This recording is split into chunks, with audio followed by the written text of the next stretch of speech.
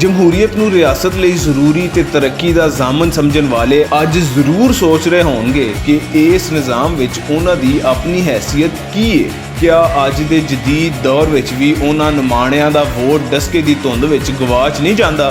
ਉਹ वोट जिहदे उत्ते जमहूरीयत दी इमारत उसारी जांदी है। जेकर ਉਹ आज़ादी नाल कास्ट हुंदा ਤੇ ਫਿਰ अवामी नुमाइंदगी चोरां डाकुआं ते लुटेरिਆਂ कोल क्यों हुंदी?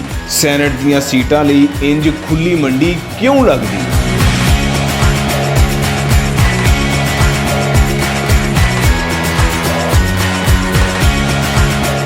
नोटां दे बस्ते भरदे ਇਹ ਲੋਕ मुल्क ते अपने नज़रिए नाल मुखलिस किवें हो सकदे ने? साडे मुल्क दी जमहूरीयत जिन्हें खजाने दे चोर वध ते मुखलिस घट पैदा कीते ने, ਉਹ मुल्की तरक्की दी जमानत किवें दे सकदी है? इन्हां सवालां दे जवाब अज हर भुखा नंगा सड़कां किनारे सौण वाला ते बेरोजगारी पारों फाह लैण वाला मंग रहा है।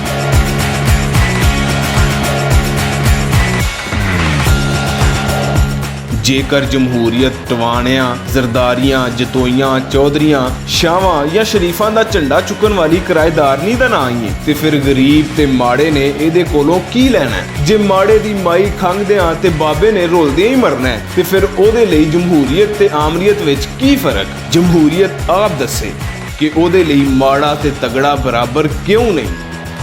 जमहूरीयत आप दस्से।